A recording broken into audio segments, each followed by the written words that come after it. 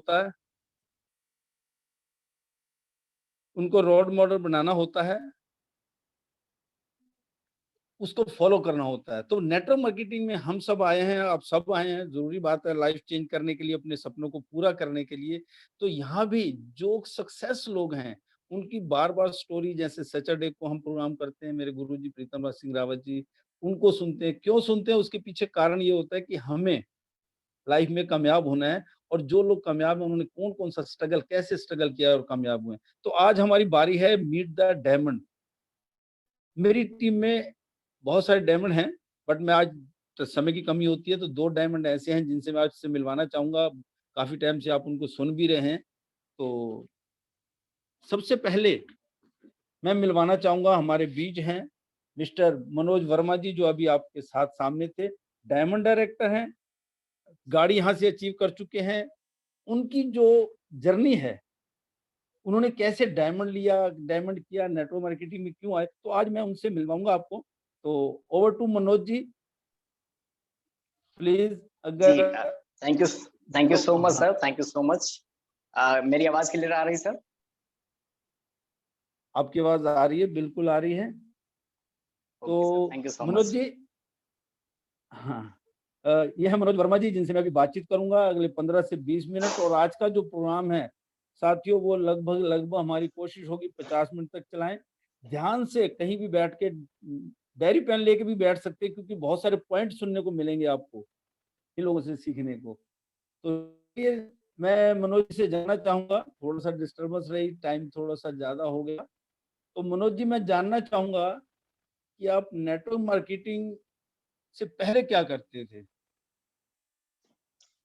जी sir, मैं network marketing से पहले एक्चुअली नेटवर्क इंडस्ट्री में आने का जो मौका मिला था सन 2006 में ही, मैं बीकॉम फर्स्ट ईयर में था, तभी एक ऐसी कंपनी में आ गया था, और ज़्यादा बड़ी सफलता नहीं मिली उसमें, क्योंकि इंटर पास हुआ था, बीकॉम फर्स्ट ईयर में था, उसी समय आ गया था। उसके बाद नेटवर्क मार्केटिंग से हाय तौबा कर लिया था। कुछ ऐसी उसमें ट्रेजेडी हुई थी कि ज़िंदगी में एक चीज़ सोचा था कि कभी नेटवर्किंग नहीं करूँगा, और बाकी चाहे कुछ भी कर लूँगा। उसके बाद कई सारे जॉब किए, कई जगह पे जॉब किया, फिर अपना खुद का बिज़नेस भी किया, मार्केटिंग का काम किया, अपनी दुकान चलाई, दुकान भी बंद हुई, फिर उसके बाद एक नौकरी करना शुरू किया, और फिर फाइनली वेस्टीज मिल गया सर। चलिए, वेस्टीज में आप आए, आपने थोड़ा-सा एक्सपीरियंस दूसरी कंपनी, और होता है जब भी किसी नेट कंपनी में आते हैं, तो स्टार्टिंग की कंपनियों में सीखने को बहुत कुछ मिलता है, क्योंकि उसमें ज़्यादातर आदमी अपना दिमाग ज़्यादा यूज़ कर रहा होता है। जी सर। चलिए, तो आपकी स्टार्टिंग थी। अ, नेटवर्क मार्केटिंग ही क्यों चूज़ किया आपने? स्ट्रगल तो किया होगा, कुछ परेशानियाँ भी आई होंगी, और मैं क्योंकि 20 मिनट में सारी चीज़ें तो क्लियर नहीं होती। मैं वो जानना चाहूँगा कि आपने नेटवर्क मार्केटिंग को ही क्यों चुना? सर, स्टार्टिंग की अगर मैं बात करूँ, जब स्टार्टिंग में नेटवर्क मार्केटिंग में था, 2006 की ये बात है, और वहाँ से एक चीज़ जो आपने एक बात बताई ना, वहाँ से बहुत कुछ सीखने को मिला था। और वो जो सीखा हुआ था, उसका सदुपयोग वहाँ हम फील्ड में कहीं भी रहते थे नहीं हो पाता। हमने अपना बिज़नेस करके देख लिया, अपनी दुकान चला करके देख लिया, वैसे मार्केटिंग करके देख लिया, और कई सारी जगह पे, चाहे वो एयरटेल डिजिटल टीवी रहा हो या एनआईआईटी जैसी बड़ी फर्म रही, मैंने कई जगह पे नौकरी भी किया, और कई 2-3 बिज़नेस भी किए। तो मुझे कहीं पर वो सैटिस्फैक्शन, देखिए, रोजी-रोटी चला लेना तो कोई दिक्कत की बात नहीं है, लेकिन वो जो सैटिस्फैक्शन नज़र आता था ना, कि जो 12-15 हज़ार रुपए, 10-12 हज़ार रुपए मिल जा रहे थे, लेकिन लगता था आज ये मेरे लिए ऐसे हैं, लेकिन इन फ्यूचर जो ये महँगाई बढ़ेगी, फिर मैं अपनी फैमिली के साथ कैसे सर्वाइव कर पाऊँगा आने वाले समय में। इसलिए मुझे वेस्टीज जैसा मौका मिला, और थैंक गॉड कि जिन्होंने मुझे बताया, मिस्टर जसराज प्रजापति जी, मैं उनको बार-बार नमन करता हूँ, कि वो बार-बार मुझे समझाते रहे, बताते रहे, और फिर आज मैं इसमें हूँ। नेटवर्क मार्केटिंग में एक्चुअली मैं हूँ इसीलिए, और करना भी इसीलिए शुरू किया था, क्योंकि यहाँ पर सपने देखे जाते हैं, और सपने पूरे भी किए जाते हैं, और बाहर फील्ड में हमें कहीं नहीं नज़र आया कि हम सपने की बात करें। रोज़ी-रोटी से फुर्सत नहीं मिलती थी, सपनों की बात होती नहीं थी सर। तो आपका कहने का मतलब है कि नेटवर्क मार्केटिंग में आप इसलिए आए कि यहाँ पर सपने पूरे होते हैं, और बाहर की दुनिया में सिर्फ आदमी सर्वाइवल के लिए भागता रहता है। जी, जी, ओके, बिल्कुल सर, बिल्कुल। Okay, okay. चलिए, एक चीज़ और भी जानना चाहूँगा, आपने चूज़ कर लिया, नेटवर्क मार्केटिंग को चूज़ कर लिया कि यहाँ पर सपने पूरे होते हैं। क्या आसानी से आपको शुरू में सपने पूरे होते नज़र आ रहे थे, या कुछ चैलेंज भी आए थे? सर, चैलेंज तो इतने बड़े-बड़े आए थे कि जो उतना सोचा भी नहीं था। और जबकि मैं आपको बताऊँ, जब मैं 2006 में था, जो थोड़ा-सा अनुभव रहा है, मुझे लग रहा था कि ये तो बड़ा ईज़ी हो जाएगा। तो जब मैंने वेस्टीज शुरू किया तो बहुत सारे चैलेंज आए, जिनको मैंने सोचा था ये ज़रूर करेंगे, वो बिल्कुल नहीं किए। इसके अलावा फैमिली से बड़ी दिक्कत, क्योंकि मेरा जो पिछला एक्सपीरियंस था वो मेरी फैमिली को या मेरे आस-पास के लोगों को बड़ा परेशान किया, और उस वजह से बड़ी दिक्कत थी, और आसान नहीं था। लेकिन फिर भी ये मालूम था कि अगर बड़ी चीज़ लेना है, अगर तो मुझे हाई चैलेंज स्कूल में। जी सर। हाँ जी, हाँ जी, बोलिए, बोलते रहिए, मैं ये कह कंटिन्यू। रहा था सर, जैसे ये मुझे मालूम था कि अगर हाई स्कूल में मुझे डिक्टेंशन लाना है, 85% नंबर लाना है, तो ज़्यादा पढ़ाई करनी पड़ेगी। सेकंड डिवीजन या फर्स्ट डिवीजन आना है तो थोड़ी-सी कम पढ़ाई से भी काम चल जाएगा। अगर केवल पासिंग मार्क जाना है, 33% लेकर के पास होना है, तो ज़्यादा चैलेंज की ज़रूरत नहीं है। तो ये मुझे मालूम था, अगर वेस्टीज या नेटवर्क मार्केटिंग में सपने पूरे होते हैं, तो ज़ाहिर-सी बात है चैलेंज भी उतने ही बड़े सामने आएँगे। इसलिए मैं पहले से तैयार था सर। अ, पहले से आप चैलेंज के लिए तैयार थे, आपने माइंड मेकअप कर ही लिया था कि मुझे चाहे कितना भी चैलेंज आ जाए काम करूँ। तो घर वालों ने सर शुरू एक में एक सपोर्ट की? एक एक हाँ चीज़ जी, कहना सर एक चीज़ कहना चाहूँगा, रोकना चाहूँगा। अब हाँ जी। जैसे मुझे यहाँ से अपने अपने होम टाउन से लखनऊ जाना हो, तो ज़्यादा चैलेंज नहीं है, लेकिन दिल्ली जाना हो, लखनऊ जाना हो तो 3 घंटे लगेगा, दिल्ली जाना हो तो 12 घंटे लगेगा। अब अगर दूरी तक पहुँचना है, सपने पूरे करने, लाख, 2 लाख, 3 लाख, 5 लाख, 10 लाख कमाने हैं महीने, तो सर चैलेंज तो उतना बड़ा आएगा। ये नेचुरल है, स्वाभाविक है, सबके सामने आना है सर। ये चीज़ माइंडसेट में हो गया था। चलिए, एक चीज़ तुम्हारी बातों से मुझे लगा, एक सवाल मन में और आ रहा है मेरे, लाख 2 लाख तो बाहर जी, की दुनिया में भी लोग कमाते हैं, फिर नेटवर्क मार्केटिंग में क्यों? लाख 2 लाख क्योंकि तो सर ऐसे यहाँ बहुत पर सारे, एक। जी, बहुत जी। लोग हैं बाहर कमा रहे हैं, बहुत बहुत लोग हैं जी, विदेश जी। यात्राएँ भी कर रहे हैं, बहुत लोग हैं जहाज़ से भी घूमते हैं, पर नेटवर्क मार्केटिंग में क्यों? हाँ, ये इसके बाद जो एक स्टेप आता है, वो आता है पैसिव इनकम। वो आता है टीम वर्क का, टीसीएम का, टाइम कंपाउंडिंग मैनेजमेंट का। वो जो बाहर कमाते हैं, वो तभी तक कमाते हैं जब तक वो काम कर रहे हैं।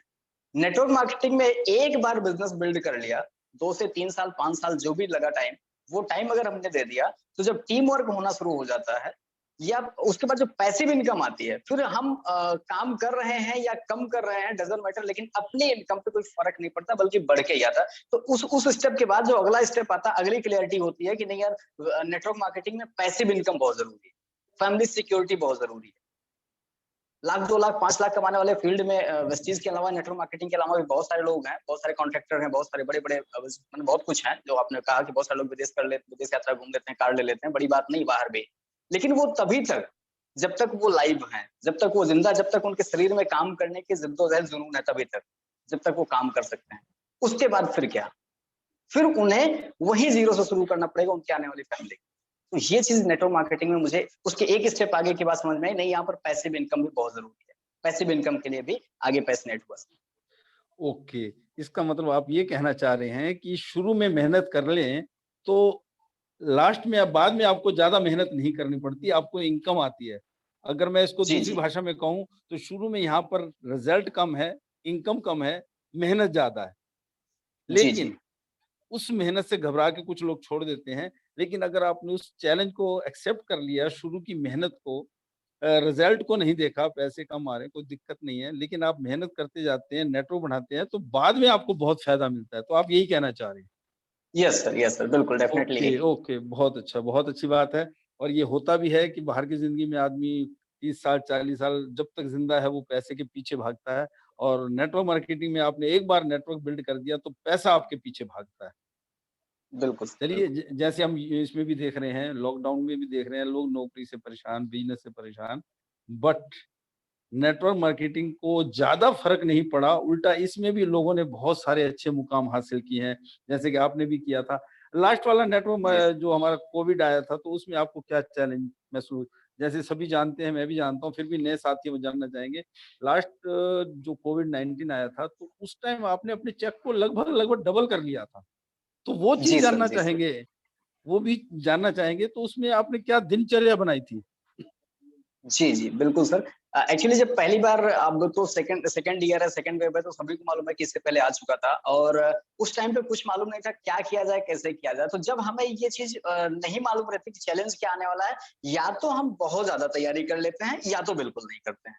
तो मैं उसमें का था जो बिल्कुल अच्छे तरीके से प्रिपेयर हो गया, और अपनी जो दिनचर्या बनाया था, वो मेरी दिनचर्या परमानेंट लगभग यही रहती है, सुबह जल्दी उठना, उसके बाद सबसे पहले मेडिटेशन करना, जो दैनिक क्रिया है, जो डेली वर्क है, उसके बाद फिर अपना मेडिटेशन करना और किताबें पढ़ना, और फिर उसके बाद लोगों को कॉल करना। क्योंकि मैंने एक चीज़ देखा है, ज़्यादातर लोग व्हाट्सएप मैसेज, या मेरी भी पहले यही आदत हुआ करती थी, मैं मैसेज डाल दिया करता था, सोचता था अब तो लोग सुन ही ले होंगे, देख लिए होंगे, वो अपने आप ही कर लेंगे।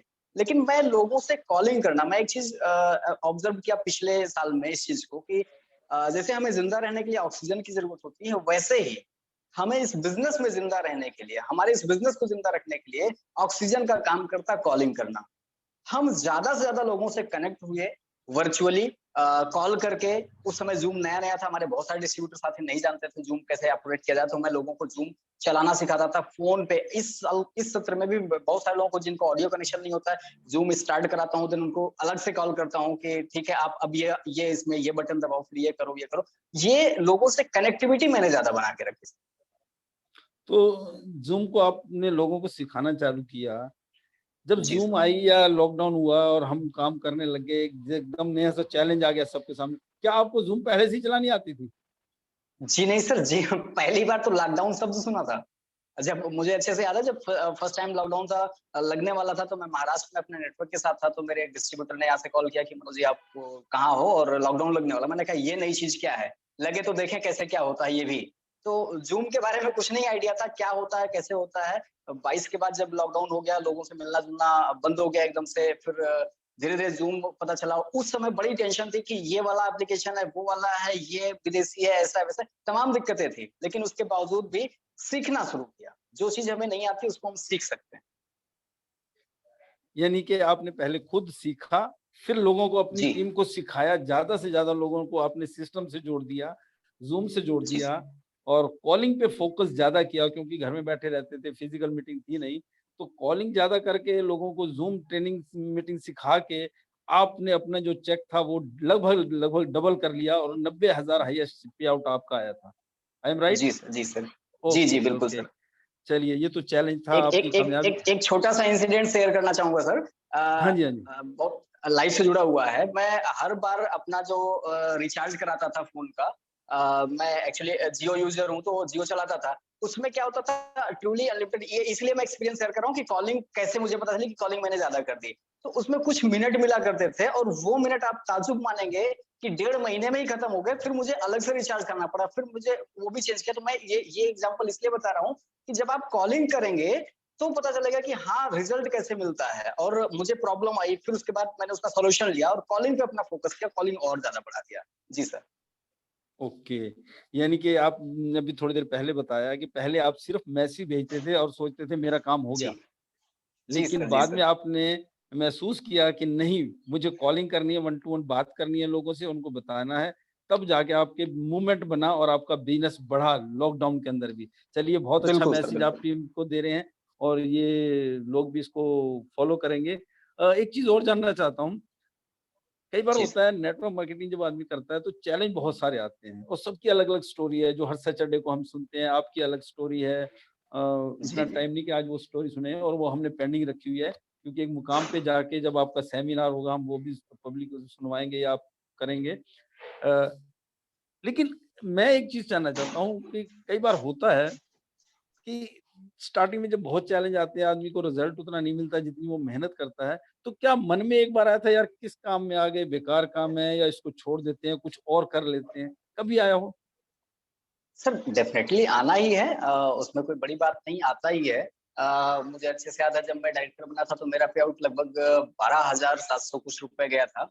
उसके बाद नो डाउट पे आउट थोड़ा-सा नीचे आया, तो एक संशय हुआ कि कैसे होगा? क्योंकि उस समय जो चल रहा था, 1% पूल चल रहा था, तो उसके बीच में मैं गया था, क्वालीफाई किया था, उसमें बिज़नेस वैल्यू के हिसाब से कुछ ज़्यादा बिज़नेस हुआ था, और उस महीने का पे आउट अच्छा आया था। देन उसके बाद 1% पूल हटा, या किसी रीज़न बस बिज़नेस थोड़ा कम हुआ, तो जब पे आउट डाउन हुए तो मन में डाउट हुआ कि पैसिव इनकम की बात तो हम करते हैं, लेकिन यहाँ तो क्योंकि डायरेक्टर ही मैं बना था, ज़्यादा अनुभव नहीं था, या बहुत ज़्यादा बड़े लीडर से या बहुत सारी चीज़ों को नहीं जानता था, तो मन में आता था कहीं ऐसा तो नहीं कि केवल कहने की बातें हैं, डाउट तो आना सर लाज़मी है।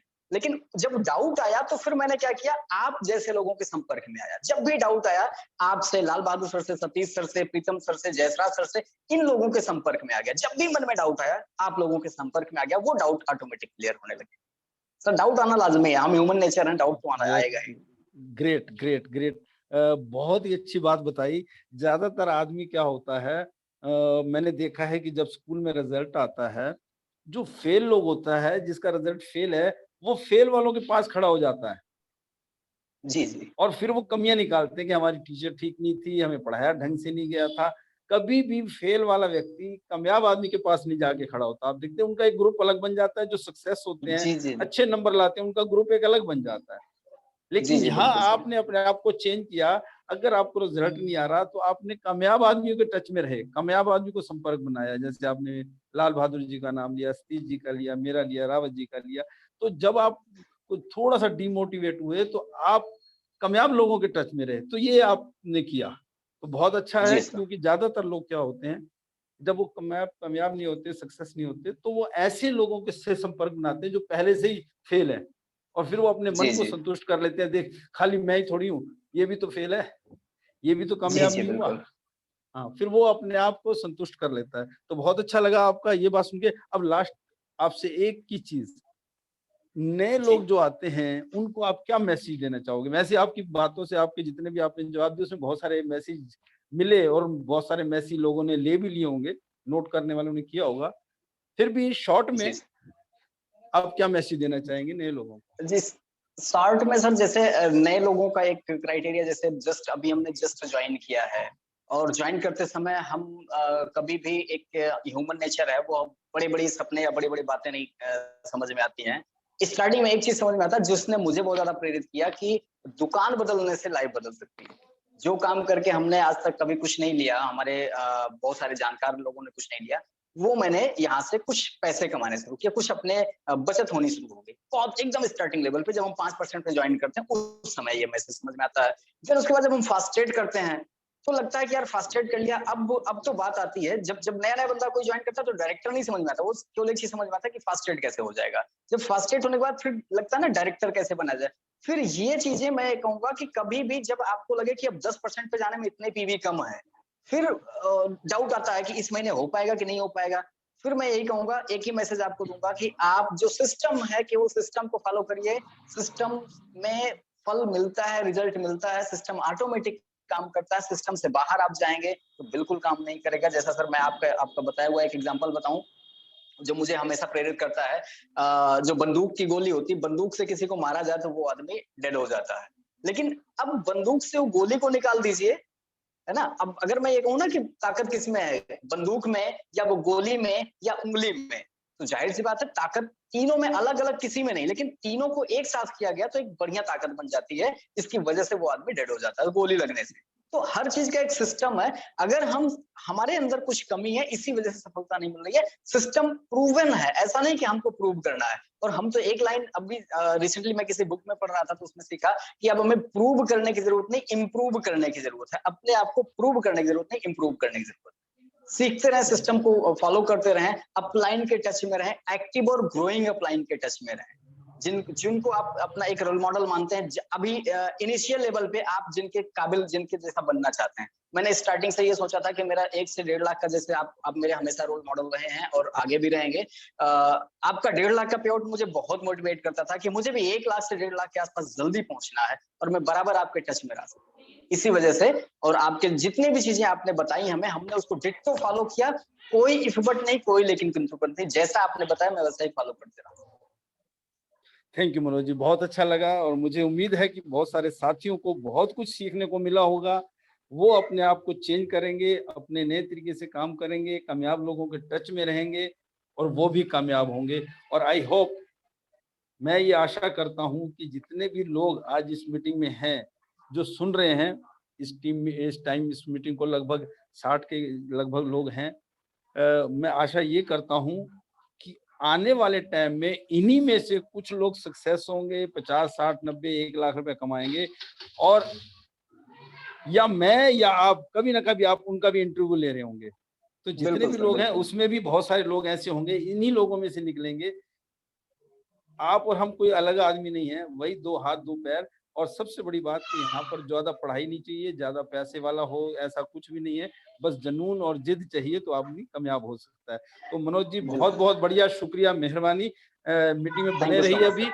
अभी बने रहिए, जी, अभी जी। मैं मिलवाऊँगा हमारे एक और डायमंड डायरेक्टर हैं। मनोज जी आपका बहुत-बहुत धन्यवाद। और मैं thank you over sir. To Lal Bahadur ji, हमारे एक नए डायमंड डायरेक्टर, अलग से डायमंड डायरेक्टर हैं। मैं उनको मिलवाना चाहूँगा आपके साथ। Over to Lal Bahadur ji. Thank you sir, thank you so much. Just a, 1 minute sir, मैं मनोज जी को होस्ट कर देता हूँ ताकि वो पीछे देख सके। हाँ जी, हाँ जी, वो पीछे से हैंड करेंगे तो मनोज जी प्लीज मुझे को होस्ट कर दीजिएगा।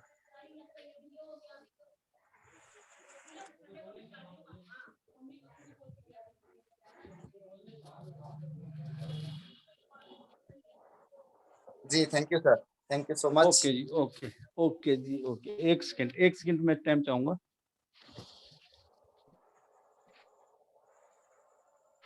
तो लाल बहादुर जी आपका बहुत-बहुत वेलकम है। दोस्तों ये मेरे साथ हैं मिस्टर लाल बहादुर जी, डायमंड डायरेक्टर हैं, गाड़ी अचीव कर चुके हैं वेस्टीज में और लगभग 60,000 की इनकम भी ले रहे हैं यहाँ से वेस्टीज से। और अभी मैं आपसे इनसे इंटरव्यू में कुछ बातें इनसे भी जानना चाहेंगे कि कैसे कामयाब हुए। तो सबसे पहला लाल बहादुर जी, मेरा आपसे क्वेश्चन मिलता-जुलता ही है जो पहले उनसे मैंने किया, क्योंकि ये जानना बहुत ज़रूरी है। जी ये सर। जानना ज़रूरी है कि आप नेटवर्क मार्केटिंग से पहले क्या करते थे? सर नेटवर्क मार्केटिंग से पहले अगर मैं सबसे पहले लाइफ की शुरुआत बताऊं तो मैं होटल के अंदर वेटर का जॉब शुरू किया था 2002 में। और उसके बाद 1-2 साल ये काम करने के बाद 2004 में मैं फरीदाबाद आ गया था। फरीदाबाद में मैंने वर्कशॉप से जॉब शुरू की है 1400 रुपए से, जहाँ पर थोड़ा हेल्परी का टाइप का काम था। उसके बाद 1-2 साल काम किया तो सर मैं 18 साल का हो गया, तो मैं 2006 से कंपनी में काम करना शुरू किया और 2006 से लगभग 2012-13 तक मैंने लगभग अपने लाइफ में 12 साल नौकरी करी सर। अलग अलग किया इसमें, मैं कई जगह मशीन ऑपरेटर भी रहा, कुछ जगहों में स्टोर सुपरवाइजर भी रहा। एक हेल्पर से लेके सुपरवाइजर तक की अलग अलग जॉब करी। और जहां पर मेरी लगभग 8,000 के आसपास सैलरी रही। उसके बाद ये 2014 के आसपास की बात होगी। हाँ 2014 की बात है, मैं कोर्ट के अंदर लग गया किसी वकील साहब का असिस्टेंट, जो उनका जो भी ऑफिशियल काम करना होता है उनके साथ में असिस्टेंट के तौर पे। तो उसमें भी मैंने 2-2.5 साल काम किया। मैं 2016 तक कोर्ट में भी रहा। इसी दौरान मैं वेस्टिज में भी आ गया था सर, पार्ट टाइम। लाल बहादुर जी, मैं जानना चाहूँगा आपकी क्वालिफ़िकेशन क्या होगी? क्वालिफिकेशन तो सर 10वीं तक है। प्राइवेट से बाद में अप्लाई किया था लेकिन आगे मैं 12th नहीं कर पाया। 12th नहीं कर पाए, तो ये जो 10th तक आपने पढ़ाई की, ये जैसे कि आप पीछे नेपाल से हैं, तो ये नेपाल में कंप्लीट की थी या कुछ यहाँ के? नहीं नहीं, मैं नेपाल में ही किया था। और सबसे अच्छी बात यह है कि मैं लगभग अपने उस स्कूल का पहला व्यक्ति था जो 14 साल के एज में ही 10th तक कंप्लीट कर लिया था। ओके, चलिए, ये तो आपकी शुरुआत थी। तो मैं एक और चीज़ जानना चाहूँगा, आपने बहुत सारे काम किए, वर्कशॉप में हेल्पर का काम भी किया, हेल्पर से सुपरवाइज़र तक बने। ये आपकी ज़रूर, मैं आपकी बातों से लग रहा है कुछ ना कुछ अलग क्वालिटी होगी जिसकी वजह से आपने तरक्की की थी। अ, नेटवर्क मार्केटिंग में ही क्यों चूज़ किया आपने करियर? नेटवर्क मार्केटिंग में सर सबसे पहली बात तो मैं इसलिए आया कि मैं अपनी नीड बताऊं, नीड नहीं बल्कि मेरा ड्रीम बन गया था। एक व्यक्ति थे हमारे मैनेजर साहब, उनकी इनकम उस समय 30,000 हुआ करती थी। तो वो बड़े एक अलग टाइप के व्यक्ति थे, कहने का मतलब अपने पहनावे में, बातचीत में, या उनकी बॉडी लैंग्वेज, या उनका उठने बैठने का तरीका, या उनका पहनावा खासकर मुझे बड़ा पसंद आता था। तो जॉब लाइन में मेरा एक ड्रीम बना था सर कि मैं 30,000 रुपये महीना कमाऊंगा। ये नेटवर्क मार्केटिंग से पहले की बात है। और काफी कोशिश करने के बाद सर कोई मेरी एजुकेशन के हिसाब से या जो भी मेरी क्षमता थी उस हिसाब से मुझे कोई रास्ता नहीं मिला कि मैं 30,000 रुपये महीना कमा सकूं, यानी कि दिन का 1,000 रुपये। इसी तलाश में मैं कई बार मैंने पार्ट टाइम काम भी किया जॉब के बाद, छोटा मोटा सप्लाई टाइप का। एक दो बार मैंने कोरियर का भी शाम को पार्ट टाइम काम करने की कोशिश की, नौकरी की बात की, शाम को मैं 2 4 10 कोरियर डिलीवरी कर दूं, ताकि मेरे को 30,000 रुपये कमाना था सर। सबसे पहला ड्रीम तो मेरा यही था नेटवर्क मार्केटिंग में आने का। और अ, शायद आपको याद भी होगा, जब मैं इस बिजनेस में आया था पहली पारक में हमारी जब आपसे मुलाकात हुई थी, तो आपके बुक में भी वो लिखवाया था कि सर मेरा पहला ड्रीम 30,000 रुपये है। उस दौरान मेरा कोई बाइक का, कार का या कोई और शौक नहीं था, कोई विदेश यात्रा का भी शौक नहीं था, क्योंकि ड्रीम धीरे धीरे नेटवर्क मार्केटिंग में आने के बाद जगते हैं। तो पहला ड्रीम मेरा 30,000 का था। यही चीज मुझे नेटवर्क मार्केटिंग में ले आई कि मेरी एजुकेशन के हिसाब से नेटवर्क मार्केटिंग सबसे बढ़िया है, जहाँ पे मैं 30,000 रुपये कमा सकता हूँ। वाह! ये थी आपकी शुरुआत। और ये जब आदमी आता है तो उसके पास एक ड्रीम छोटा होता है। तो आज आपने हाईएस्ट चेक यहाँ से कितने का लिया होगा वेस्टिज से? हाईएस्ट चेक सर आज मेरा 60,000 तक पहुंच चुका है। और अगर शुरुआती वेस्टिज की बात की जाए तो काफी स्ट्रगल जरूर रहा, क्योंकि 30,000 कमाना खासकर नेटवर्क मार्केटिंग में नया व्यक्ति के लिए बहुत बड़ा एक हो सकता है अमाउंट, क्योंकि आजकल आप जानते हैं एमबीए करने के बाद भी कई बार लोगों को शुरुआती जॉब 25-30,000 से मिलती है। एक मैनेजर लेवल के लोगों को 30-35,000 40,000 मिलते हैं। तो मेरे लिए 30,000 बहुत थे। शुरुआती सफर मैंने साइकिल से शुरू किया, तो मेरी स्टार्टिंग वेस्टेज से हुई थी 218 रुपये, पहला वाउचर 8% के लेवल पे। उसके बाद धीरे धीरे बढ़ती रही इनकम। लगभग 20,000 की इनकम तो सर मैं साइकिल के साथ ही वेस्टेज में पहुंच गया था। 20,000 की इनकम के बाद मैंने बाइक परचेज की। उसके बाद वो इनकम मेरे को बाइक से थोड़ा आउटफुट बड़ा काम करने के लिए थोड़ा इधर उधर जाने में मदद मिली, तो मैं 30,000 की इनकम बाइक से पहुंचा पाया जब बाइक परचेज। फिर उसके बाद धीरे धीरे इनकम बढ़ी और आज कार भी अचीवर बन चुका हूँ, और साथ में 60,000 तक हाईएस्ट इनकम। वही मैं अभी बात करना चाह रहा था। और आपने ₹1000 का सोचा था, आप यहाँ पर आज की डेट में ₹2000 पर डे के हिसाब से आप पैसा कमा रहे हैं। और मेरे ख्याल में यहाँ पर आपका कोई बॉस भी नहीं है।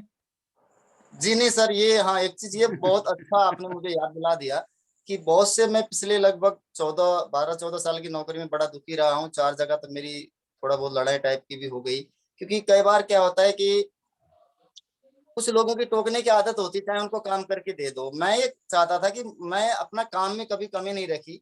हालांकि कई कंपनियों में मैं ऐसी जगह भी रहा जहाँ पे जो काम 6 महीने बाद ऑपरेटर को दिया जाता था, 6 महीने की ट्रायल के बाद वो काम मुझे 15 दिन में मिल गया मेरे काम को देख के। उसके बावजूद भी कई बार क्या होता है कि कुछ लोगों की टोकने की आदत होती है बेवजह, तो मैं बॉस से बड़ा दुखी रहता था। ये एक बहुत बड़ा प्लस पॉइंट मेरे लिए रहा यहाँ, कि यहाँ किसी को हमने अगर यहाँ पे सर अगर कोई बॉस है हमारा तो हम खुद है, क्योंकि हम काम नहीं करेंगे हमें रिजल्ट नहीं आएगा। ये भी एक बहुत बहुत अच्छा गुड। बढ़िया था। चलिए, तो आपने 30,000 का सफर। हाँ जी, हाँ जी, बहुत बढ़िया। यहाँ पर बॉस भी नहीं है और लॉस भी नहीं है। अगर बिज़नेस करते हैं तो पैसा लगाना पड़ता है, लॉस भी नहीं है। तो आपने वो जी भी किया। जी अब मैं एक चीज़ जानना चाहूँगा। लोगों ने सुना, जितने भी हमारे नए साथी हैं, 60,000 पे पहुँच गए, आप साइकिल पे आए, वैगनर गाड़ी भी आपने ले ली यहाँ पर। लेकिन कहते हैं हर कामयाबी के पीछे कुछ दर्द भरी कहानी या कुछ दर्द भरी स्टोरी होती है। मैं वो तो अभी ये तो नहीं कहूँगा कि वो सभी हम यहाँ सुन पाएँगे, क्योंकि समय कम होता है। शॉर्ट में मैं ये जानना चाहूँगा कि इस बिज़नेस को जब आपने स्टार्ट किया तो बड़ी उम्मीदों के साथ हर आदमी आता है, आप भी आए होंगे। बहुत सारी उम्मीदें लेके आए होंगे। लेकिन जी जो सर चैलेंज आए होंगे उसको उनको कैसे हैंडल किया आपने? या चैलेंज आए थे, क्या चैलेंज आए थे, उसको कैसे हैंडल किया? चैलेंज तो सर बहुत सारे आए। जब मैं स्टार्टिंग किया तो सबसे पहले मेरा फोकस था डायरेक्टर बनने का। उस दौरान 10,000 पीवी से डायरेक्टर होता था, उसको किया भी। पर उसको करने के बाद कुछ लोग जो है मुझे छोड़ के भी चले गए, इस बात को आप भी जानते हैं। और फिर से मुझे नए सिरे से दोबारा काम करना पड़ा। और इसके अलावा फैमिली से बड़े चैलेंज आए, सबसे बड़ी चीज, क्योंकि कहते हैं कि बाहर वालों से तो हम लड़ लेंगे, लेकिन अगर घर के साथ ना दे तो वो बड़ा एक चैलेंज हो सकता है। बाहर तो हम जिस डाउनलाइन जो कोई मना करेगा हम दूसरे व्यक्ति को प्लान दे देंगे, लेकिन घर वाले मना करेंगे तो भाई माँ बाप को नहीं बदल सकते इतना जल्दी। तो ये चैलेंज एक बड़ा रहा। 2016 की बात होगी, हाँ अप्रैल 2016 की। मैं अपने छोटे भाई साहब के साथ रहता था, मतलब मेरे छोटे भाई के साथ रहता था। उस दौरान मैं फुल टाइम आ गया जल्दी जल्दी में, लेकिन मेरी इनकम इतनी ज्यादा नहीं थी, 15,000 20,000 के आसपास, 20 से भी नीचे इनकम थी। और आप जानते हैं बिजनेस में अप डाउन चलता है, तो कभी 2-4 हजार ऊपर नीचे भी हो जाता था। तो भाई को पता नहीं किसी ने क्या समझा दिया कि बोला भाई तुम्हारे भाई जो है घर ही बैठे रहते, कुछ काम करते नहीं है, आपकी वजह से उनका घर चल रहा है। मैं मैरिड भी हो गया था उस दौरान। तो भाई साहब ने बोला सर, मतलब भैया कि आपके पास दो ऑप्शन है, या तो आप वेस्टीज को छोड़ दीजिए और या मुझे छोड़ दीजिए।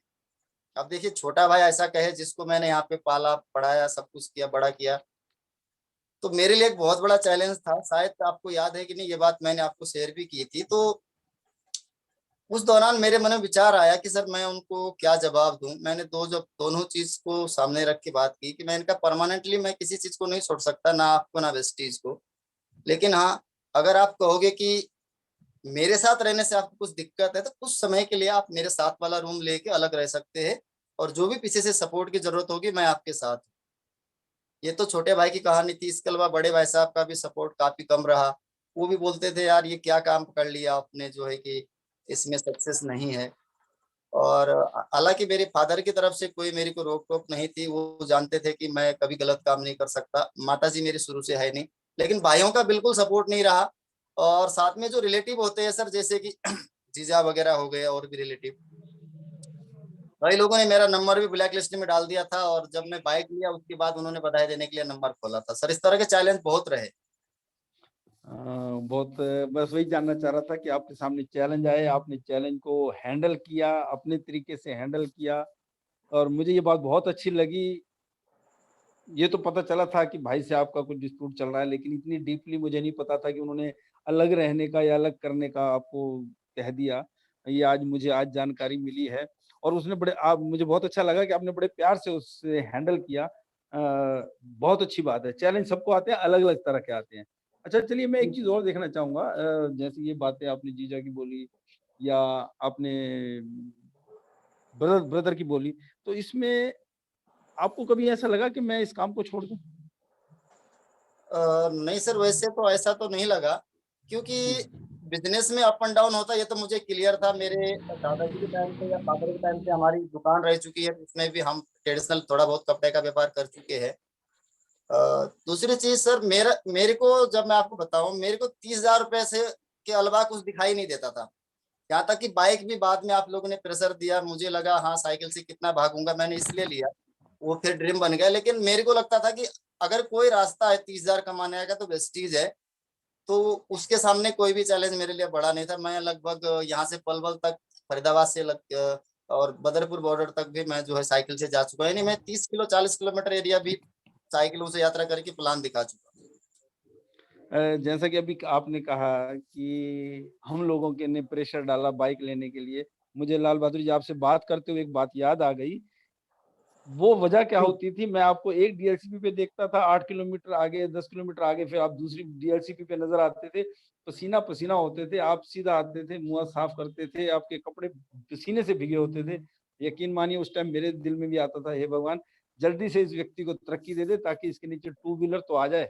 गाड़ी भी आएगी लेकिन शुरुआत टू व्हीलर से होगी स्टेप बाय स्टेप। और बहुत जल्द आपने बाइक ली और मुझे वो उस दिन को याद है जब मैं पूछ रहा था कि किसी तरह की पैसे की कोई दिक्कत तो नहीं, कुछ कम पड़ रही है या ऐसा है, तो आपने कहा था नहीं मैं कैश ले रहा हूँ। वो दिन आज मुझे याद आ गया।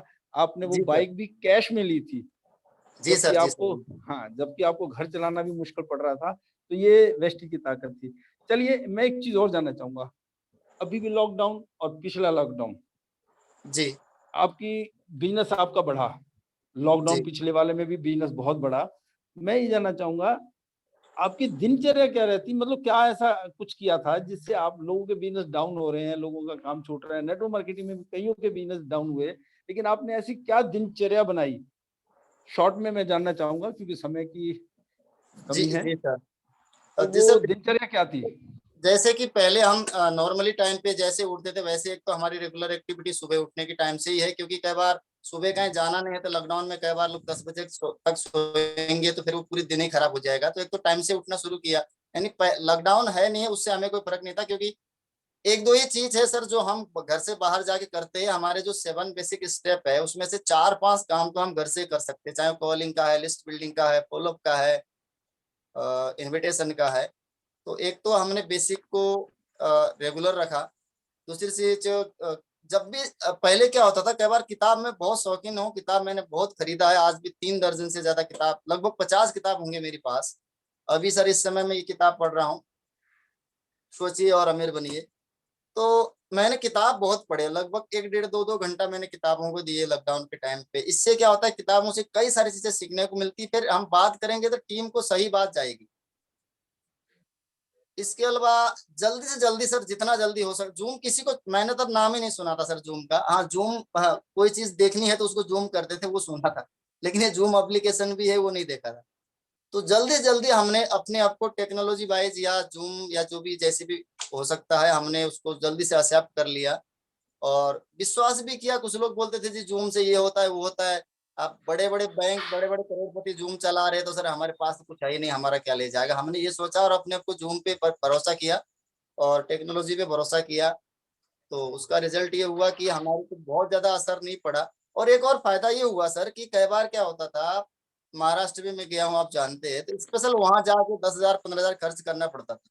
उसके बाद 4 दिन वहां रुकना भी पड़ता था, 4 5 दिन, तब जाके मीटिंग होती थी। अब जूम पे क्या है, कहीं के भी 10 लोग बुलाइए, बैठिए, आप अपने घर में वो अपने घर में। तो टेक्नोलॉजी का बड़ा रोल रहा है सर डिजिटल हमारे बिजनेस को बढ़ने में। चलिए जी बहुत अच्छा, जूम को आपने अपनाया। और जूम जब स्टार्टिंग की होगी, जरूरी बात है हर नए बंदे को दिक्कत आती है, मुझे भी आई थी। लेकिन हमने इनको सीखा, क्योंकि सीखना पड़ता है, वक्त के साथ बदलना पड़ता है। और पुरानी कहावत है, जो आदमी वक्त के साथ बदलता है वही कामयाब है। तो आपने अपने आप को वक्त के साथ बदला। तो लास्ट में मैं आपसे एक शॉर्ट में लेना चाहूंगा, शॉर्ट में, क्योंकि समय है कम। अ, आप नए लोगों को क्या मैसेज देना चाहोगे? नए लोगों के लिए सर सबसे पहले तो सर 7 बेसिक स्टेप हमारे सबसे इम्पोर्टेंट है मेरे हिसाब से। क्योंकि 7 बेसिक स्टेप हम नहीं करेंगे, कई सारे लोग सारे काम कर रहे होते हैं। 7 बेसिक स्टेप में सर सबसे पहला पार्ट कहा जाता है यूज द प्रोडक्ट। महीने की 28 तारीख हो जाती है और उनकी आईडी पे 0 रहता है, तो सर वो फिर सिस्टम को फॉलो ही नहीं कर रहे, तो कहाँ से सफल होंगे? चाहे नया हो चाहे पुराने हो, ये मैसेज सभी के लिए है वैसे तो। सबसे पहले 7 बेसिक स्टेप को अपना मोस्ट सबसे ज्यादा उनका फॉलो करे। इसके साथ में सर अपना वाई क्लियर जरूर करे। हालांकि वाई इन 7 स्टेप से भी पहला कदम हो सकता है, क्योंकि मेरा वाई क्लियर था कि मुझे 30,000 कमाना है, चाहे मेरा भाई मुझे छोड़ दे, चाहे मेरे रिश्तेदार मुझे मना करे। तो एक अपना मतलब बेसिस को क्यों करना है, नया व्यक्ति यहाँ पे इसलिए कंफ्यूजन हो जाता है कि यहाँ आने से पहले उसका यही नहीं पता कि मुझे चाहिए क्या। एक तो अपना वाई क्लियर करे मुझे क्या चाहिए, दूसरा 7 बेसिक स्टेप को फॉलो करेंगे तो सर सारा बिजनेस हमारा उसी में। बिल्कुल ठीक कहा आपने, 7 बेसिक स्टेप। और मैं कहना चाहूँगा कि हमारे इस प्रोग्राम को कुछ ऐसे साथी भी अटेंड कर रहे होंगे, वो जानते ही नहीं होंगे कि 7 बेसिक स्टेप क्या होते हैं। तो मैं उन सबसे एक रिक्वेस्ट करूँगा, वो अपने पास इस शब्द को नोट कर लें, भूल ना जाएँ, 7 बेसिक स्टेप। और अपनी अपलाइन से कॉन्टैक्ट करें, उनको बताएँ, उनसे पूछिए कि ये 7 बेसिक स्टेप क्या होते हैं। अगर आपको पता है तो ठीक, उसको फ़ॉलो करें, नहीं पता तो अपनी अपलाइन को पकड़ें, उनको भी नहीं पता तो उसकी अपलाइन को पकड़ें, सीनियर को पकड़ें और उनको बोलिए कि 7 बेसिक स्टेप हमें बताइए क्या है। तो 7 बेसिक स्टेप की एक नॉलेज लीजिए, अगर उसकी ट्रेनिंग करवाना चाहते हैं तो किसी भी सीनियर को कहेंगे। और इस बिज़नेस की खूबी है कि यहाँ पर हेल्प करने वाले बहुत लोग मिल जाते हैं। जी सर बिल्कुल। तो यहाँ तरक्की तो कर जाते हैं, यहाँ 1 लाख रुपए महीना कमाने वाला आदमी भी आपके लिए एक एज़ ए हेल्पर काम करता है। 10 लाख रुपए कमाने वाला भी आपके लिए हेल्पर की तरह काम करता है। आज भी मुझे कोई दिक्कत आई, मैंने कुछ प्रोडक्ट भेजे थे कनाडा कोरियर से, तो वो कनाडा बॉर्डर पे अटक गए। वहाँ से वो उसको रिसीव नहीं हो पा रहे बंदे को, तो गवर्नमेंट ने, वहाँ की गवर्नमेंट ने कुछ चैलेंज इश्यू कर दिया। तो उसके लिए भी मैंने अपनी अपलाइन को पकड़ा, जो आज 6 लाख रुपए कमा रहे हैं। तो उनको कहा कि ऐसी दिक्कत है, तो वो उन्होंने कई जगह मेल-वेल डाली, जो भी किया। तो यहाँ मैं कहना चाहता हूँ कि हाँ, हेल्प बहुत मिलती है। चाहे वो ऊपर वाला आपके ज़्यादा पैसा भी कमा रहा है, तो ये एक अच्छा बिज़नेस लग रहा है। तो बस 7 बेसिक स्टेप आपने जो बताए बहुत अच्छा लगा मुझे भी, ये इस बिज़नेस की खूबी है। चलिए लाल बहादुर जी, बहुत अच्छे तरीके से बहुत सारी चीज़ें ऐसी थी जो मुझे भी नहीं पता थी। आज आपको सुन के पता चला कि आप के साथ-साथ क्या कैसे हुआ और कैसे आपने दिनचर्या चेंज की और कैसे-कैसे आपने अपने नेटवर्क को बिल्ड किया।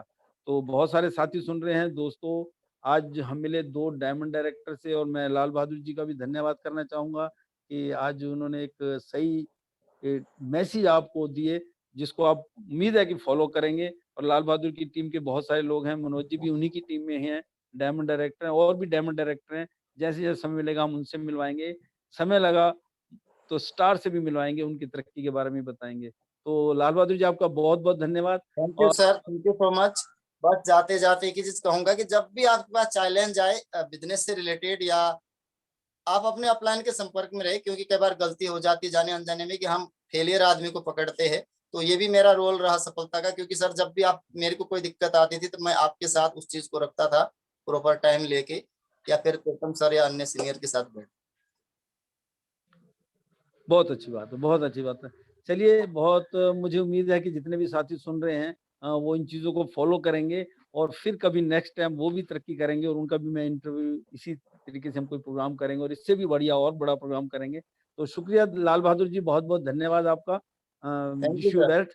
हाँ, चलिए आज थैंक यू। अब हम जानना चाहेंगे कुछ अनाउंसमेंट है।